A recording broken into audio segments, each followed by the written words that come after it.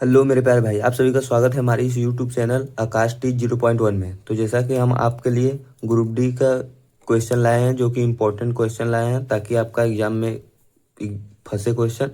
तो group D important question आज हम करेंगे। तो आपके लिए हम पहले वीडियो को आप पॉज करिएगा, उसके बाद करिएगा खुद से, उसके बाद यदि नहीं होगा तो फिर हम कराएंगे, फिर देख लीजिएगा। ठीक है, इसी प्रकार हम क्वेश्चन करेंगे। ये बहुत ही इंपॉर्टेंट क्वेश्चन, क्योंकि आपका ग्रुप डी का एग्जाम बहुत ही नज़दीक आ गया है। तो पहला क्वेश्चन हम पहले बता देंगे कि ये क्वेश्चन किस चैप्टर से है। तो पहला क्वेश्चन देखिए, एलसीएम और एचसीएफ से है। ठीक है, तो इस क्वेश्चन को करने का डिजिबिलिटी रूल भी आप पढ़े होंगे। तो वो बोल रहा है कि वह छोटी से छोटी संख्या ज्ञात करो जिसे 14, 21, 28 और 35 से विभाजित करने पर प्रत्येक दशा में 2 शेषफल बचे। तो ये कभी कभी 2 शेषफल कह भी सकता है। अगर कहे कि 2 से विभाजित भी हो तब भी क्वेश्चन को कैसे करेंगे।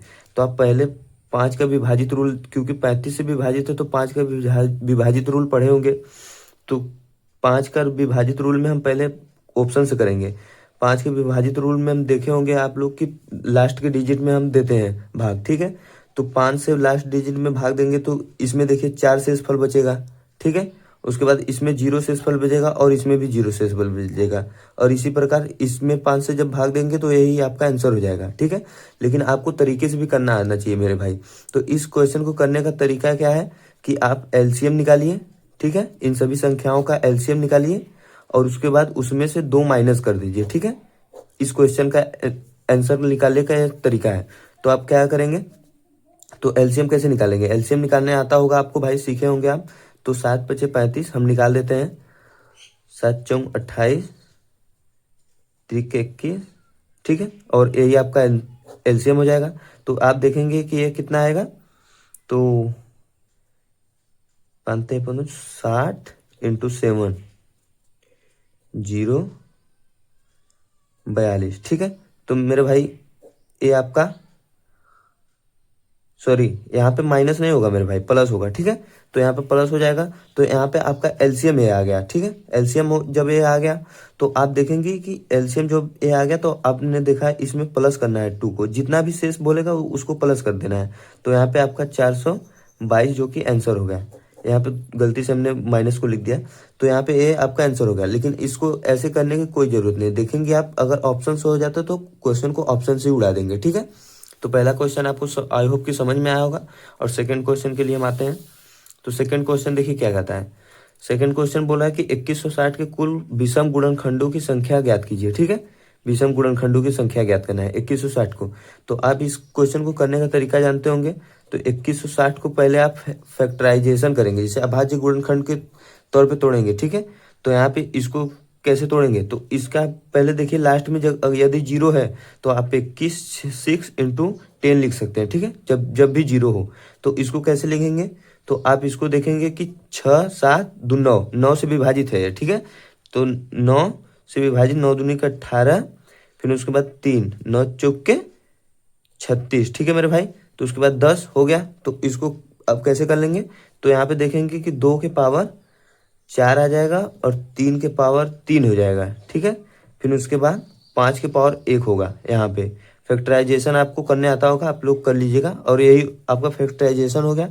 तो ये बोला है कि विषम गुणनखंडों की संख्या, तो यहाँ पे ऐसे कर लीजिए। उसके बाद विषम जब गुणनखंडों की संख्या बोले मेरे भाई ना, तो यहाँ पे आपको 2 की पावर को नहीं लेना हो। आप पढ़े होंगे कि यहाँ पे 2 की पावर को नहीं लेना होता है, इसको निगलेक्ट कर देना होता है। तो आप इसमें क्या करेंगे कि 3 + 1 कर देंगे, उसके बाद इंटू, फिर इसके पावर वाले पे, फिर उसके बाद यहाँ पे 1 पावर है तो इसमें 1 + 1 कर देंगे। ठीक है, और यहाँ पे 4 × 2 आ गया और 8। और आप देखेंगे कि तो यहाँ आपका आंसर यही होगा, 8 ही आंसर होगा। सॉरी, इसमें थोड़ा सा ऑप्शन में मिस्टेक हमने कर दिया है। तो आपका ये 8 आंसर हो गया। तो यहाँ पे जब 8 आंसर हो गया, लेकिन आपसे अगर इसमें इवन फैक्टर पूछे, जैसे भी सम गुणनखंडों की संख्या पूछे, तो यहाँ पे मेरे भाई इसको लेना है। ठीक है, सम गुणनखंडों की संख्या में 4 को लेना है, लेकिन बस 4 को लेना है। ठीक है, इसमें प्लस नहीं करना है और इसमें प्लस करना है, 3 + 1 करना है। फिर उसके बाद इसमें भी प्लस करना है। ठीक है, 1, तो यहाँ पे 1 है, इसके में भी 1 प्लस कर देना है। आप देखेंगे कि 4 × 2 हो जाएगा। तो 4 चौक के 16, 1632 और यहाँ पे 32 ही आपका आंसर होगा। इवन फैक्टर का ये आंसर है और ये ऑड फैक्टर का है, तो आपको ऑड फैक्टर पूछा था तो 8 आंसर हो जाएगा आपका, ठीक है।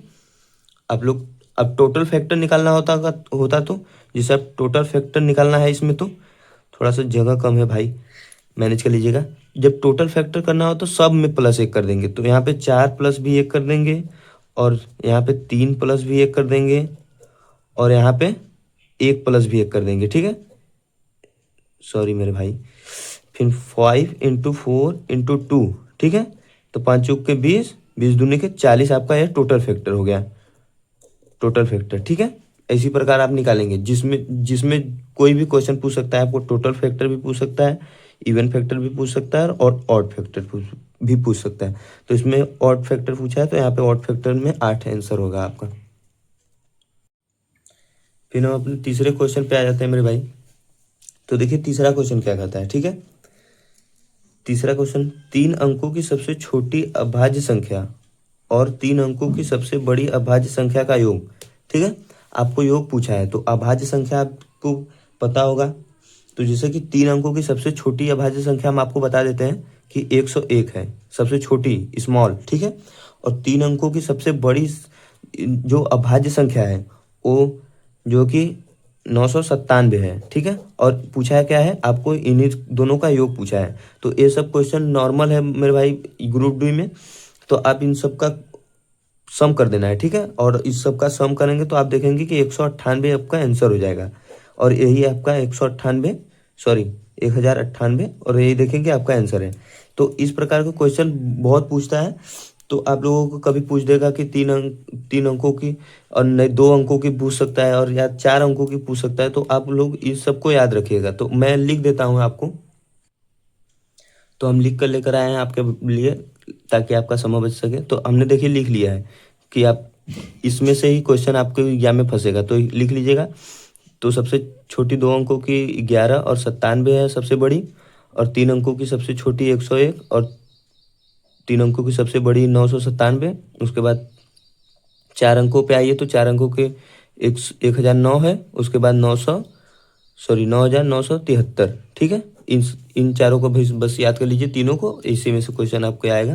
तो ये पूछा था यही कि इसका योग बताइए, ठीक है, इसका योग बता दीजिए। तो हमने योग बता दिया आपको, तो ये आपका योग हो जाएगा और ये आंसर 1 हो जाएगा। उसके बाद 4th क्वेश्चन पे हम आते हैं।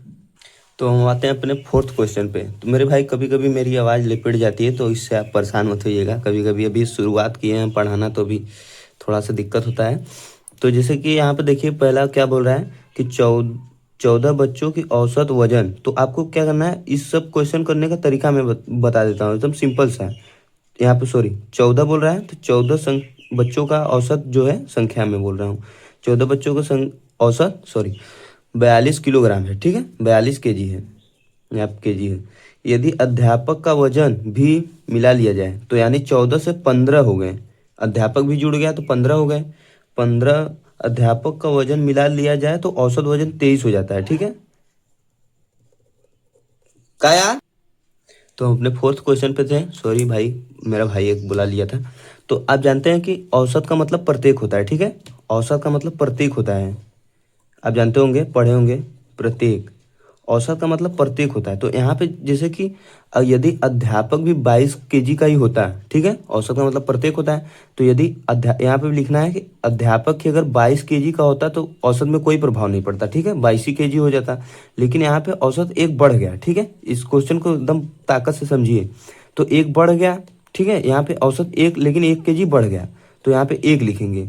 और उसके बाद कितने आदमी थे, कुल टोटल मिला के 15 थे, तो यहाँ पे 15 से मल्टीप्लाई कर देंगे। तो आप देखेंगे कि यहाँ पे 22, ठीक है, 22 सॉरी प्लस 15 हो जाएगा, यहाँ पे 15, और यहाँ पे देखेंगे कि आपका 37 आंसर हो जाएगा, 37 केजी, जो कि अध्यापक कितना वजन का पूछा है कि यहाँ पे अध्यापक का वजन कितना है, तो यहाँ पे 37 हो जाएगा। तो यहाँ पे जब आप 1 × 5 का मल्टीप्लाई करेंगे, क्योंकि यहाँ पे औसत 1 बढ़ गया, ठीक है, और आदमी कितने हैं 15, उससे मल्टीप्लाई कर देंगे। और यहीं पे ये होता है कि औसत 1 कम हो जाए, मान लीजिए कि यहाँ पे ये तो आंसर हो गया। मान लीजिए कि यहाँ पे 21 हो जाता, ठीक है, 21 हो जाता, तो ये तब है इस क्वेश्चन को कैसे करेंगे। तब आप देखते हैं कि 14 व्यक्तियों का औसत और वजन 22 है, तो यहाँ पे 22 लिखते हैं। तो यदि 22 का ही होता वो व्यक्ति, तो औसत में कोई कमी नहीं होती, लेकिन यहाँ पे कमी कितनी की हुई, 1 की, और व्यक्ति कितने हैं, 15, 15 यहाँ पे लिखते हैं।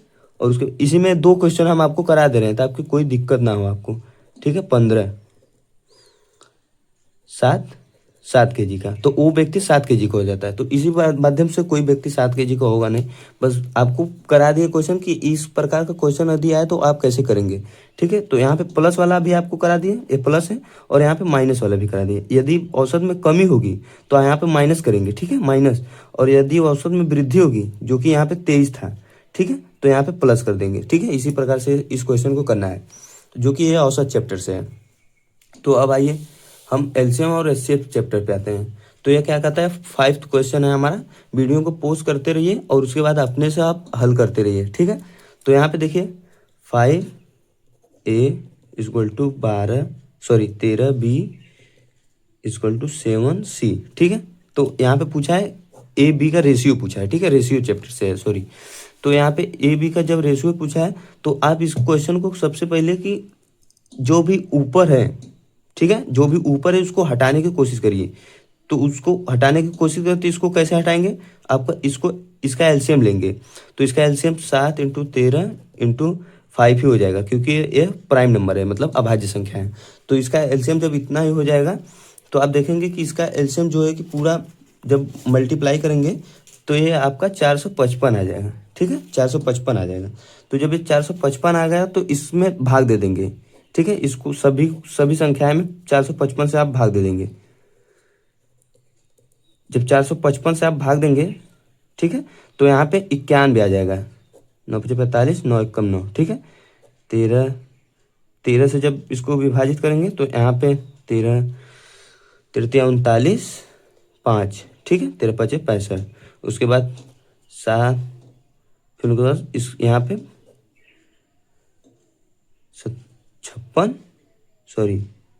65 आ जाएगा, ठीक है। तो यहाँ पे क्या हो गया, तो आप देखिए 91 equal to B equal to 35 equal to C equal to 65 हो गया। तो अब इस क्वेश्चन को बस क्या करना है कि यहाँ पे जब बराबर करके ए संबंधी बी पूछा है आपको सी ना, तो यहाँ पे 91, इसके नीचे पहले 91 लिखेंगे, उसके बाद संबंधी 35 लिख देंगे, और उसके बाद 65 लिख देंगे, और यही आपका देखिए आंसर हो गया, बी आंसर है, ठीक है। तो इस प्रकार का क्वेश्चन को ऐसे ही कर देंगे। पहले सबसे पहले ऊपर से जो भी संख्या है उसको एलसीएम लेके हटाएंगे, ठीक है, उसको हटा देंगे। उसके बाद जब ए बी सी का अगर पूछ रहा है तो यहाँ पे आप रेशियो ले लेंगे, ठीक है, लाइन से। तो इस प्रकार का क्वेश्चन ऐसे ही करेंगे। यदि इसमें से पूछ देता कि ए बी सी, बी को पूछता ए सी का बस अथवा रेशियो पूछता, तो इसको हटा के बस इसका बता देते, ठीक है। अगर इसको पूछता ए बी का बस रेशियो, तो इसको हटा के बस इसका बता देते। तो इसी प्रकार के क्वेश्चन को पहले सबसे पहले आप इस नियम को जान लीजिए कि इसको पहले ऊपर का जो भी है, ऊपर की संख्या पहले हटानी है। तो यही सारी 5 ही क्वेश्चन हम लाए थे, ताकि आप लोगों का छोटा सा ही वीडियो में आपका रिवीजन कुछ हो जाए, क्विक रिवीजन। तो यह सभी आपको लिए लाए हैं। और वीडियो अच्छी लगी हो तो लाइक कर दीजिएगा, सब्सक्राइब कर लीजिएगा, और नहीं अच्छी लगी हो तो कोई बात नहीं मेरे भाई। तो ये सभी क्वेश्चन इंपॉर्टेंट है, आप लोग देख लीजिए और इसको ध्यान रखिएगा। इसको मैंने शुरू में बताया था आपको कि 2 संख्याओं का स्मॉल प्राइम नंबर और लार्जेस्ट प्राइम नंबर, 3 संख्याओं का स्मॉल प्राइम नंबर और लार्जेस्ट प्राइम नंबर, ये सभी को योग पूछ सकता है, अंतर पूछ सकता है, आपको कुछ भी पूछ सकता है, मतलब, ठीक है। तो यहाँ पे देखिए योग पूछा था तो हमने योग बता दिया। अगर इसी का अंतर पूछ देता तो अंतर आपको बताना होगा। तो इस सब को ध्यान देना है, ठीक है। धन्यवाद।